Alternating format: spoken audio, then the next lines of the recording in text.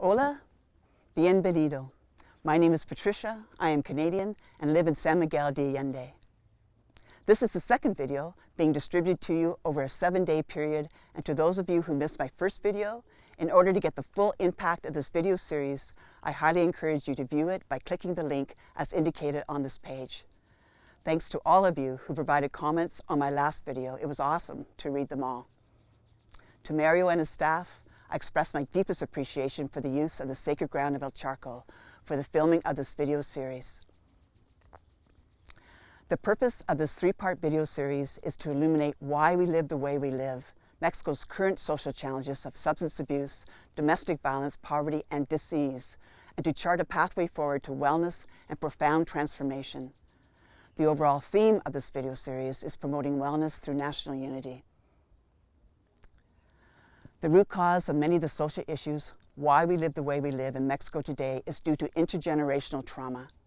Intergenerational trauma is the transmission of historical oppression and its negative consequences passed down through the generation through our genes. Specifically, intergenerational trauma is experienced today by Mexico's indigenous peoples with the loss of identity, the loss of culture, as a consequence of the Spanish conquest.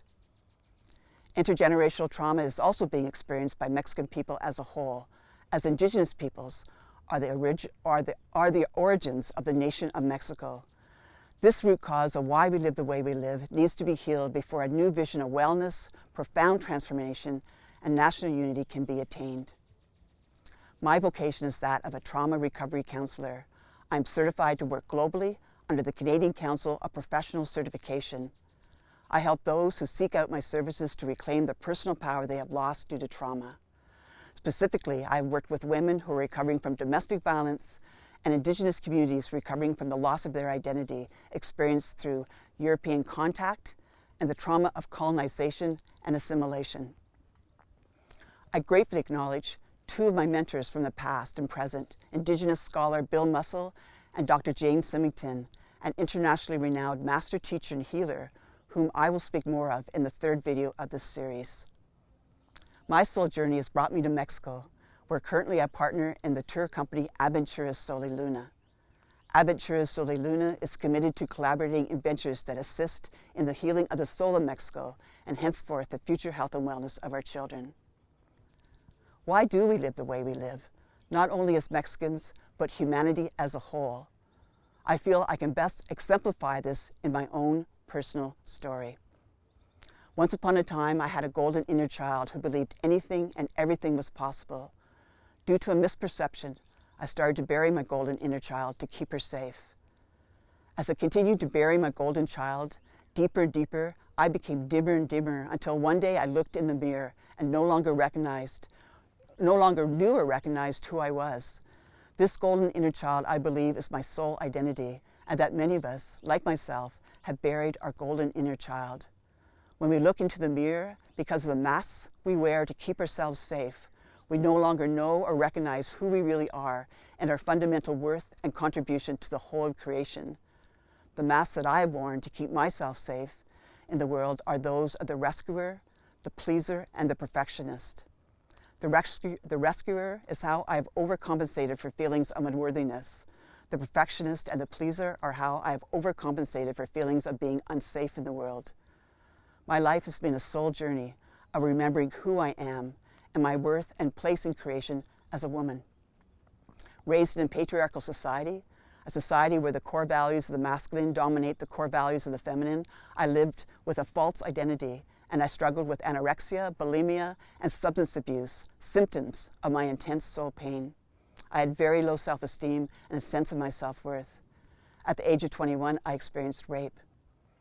Hitting rock bottom at the age of 30, I prayed for purpose and meaning in my life, and within a month, I found myself living on the west coast of Canada, where I became involved with Canada's Indigenous peoples and had the privilege and honor to live and work with them for the next 25 years of my life. Through my relationship and deep connection with this matriarchal culture, I began my soul journey to know and honor who I am as a woman. As I eagerly embraced Canada's Indigenous peoples' ancestral teachings, core values, and traditional healing and wellness practices, my self-destructive behaviors began to fall away. Mexico's story, and humanity's story, I believe, are not dissimilar from my own.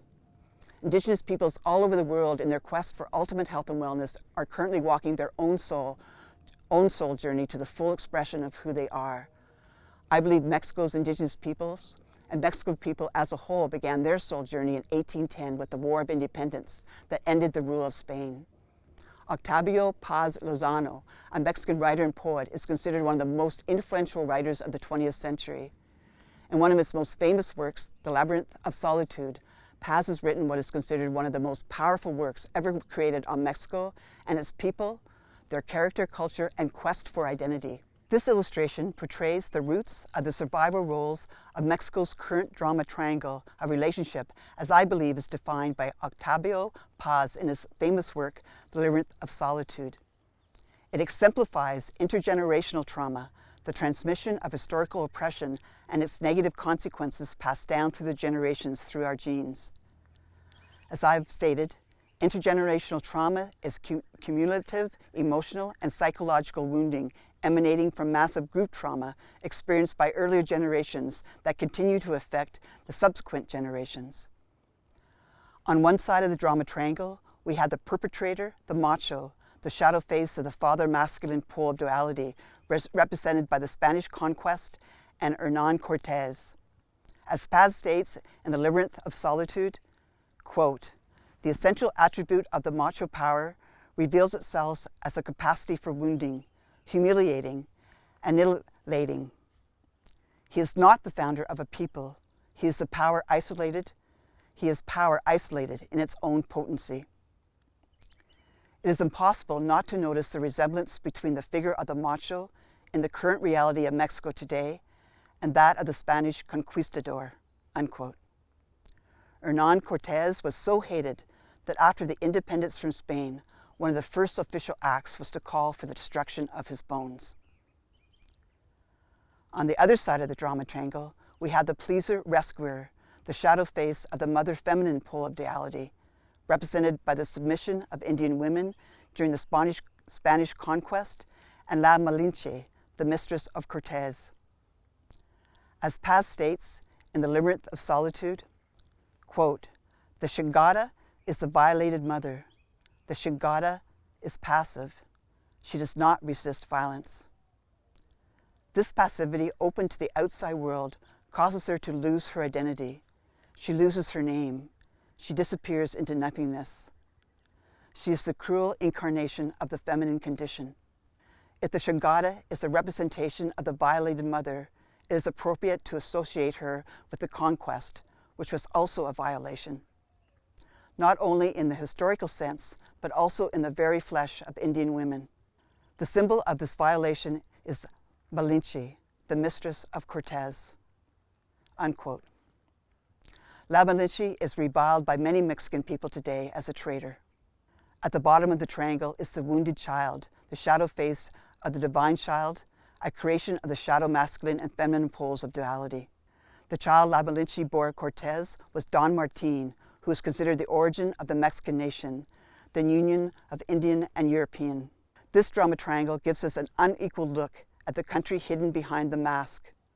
As Paz states, quote, "The colonial world has disappeared, but not the fear, the mistrust, the suspicion."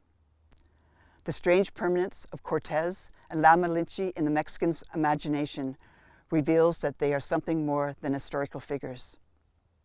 They are symbols of a secret conflict that we have still not resolved. The Mexican does not want to be either an Indian or a Spaniard. He denies them, and he does not affirm himself as a mixture. It is astonishing that a country with such a vivid past, a country so profoundly traditional, so close to its roots, so rich in ancient legends, should conceive of itself only as a negation of its origins, unquote. There's a clear link between intergenerational trauma and the social issues of today. We use addictions to ease the pain, violence to release the anger, and physical disease are a result of our suppressed feelings of unworthiness and a great sense of loss, as we are living with a false identity or without identity. To achieve profound transformation and national unity, we must first heal this root cause of why we live the way we live. This illustration portrays the co-creative roles of sacred union, a new vision of national unity to define Mexico. In the sacred union of relationship or duality, as practiced by Mexico's ancient civilization, Sleeping Beauty, the light aspect of the mother feminine pole of duality, awakes and reclaims what has been lost, her soul identity. This soul identity is represented by the oneness of Tonantzin Guadalupe. Her blend of indigenous and European features represents the beauty and sacredness of both cultures. Her face is the face of today's Mexican. In the sacred union of relationship or duality, Cuauhtémoc, the light aspect of the father masculine pole of duality, awakes resurrection.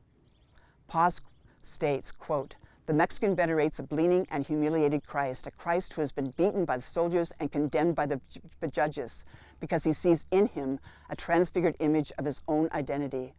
Cuauhtémoc is the young Aztec emperor who was dethroned, tortured, and murdered by Cortez. To the majority of Mexicans, Cuauhtémoc should be the origin of Mexico," unquote. In this process of truth and reconciliation between the perpetrator macho, as represented by Cortez, and the rescuer pleaser, as represented by La Malinche, Our Lady Guadalupe, Tonantzin, protectress of the unborn, was the black belt representative of pregnancy, of new beginnings.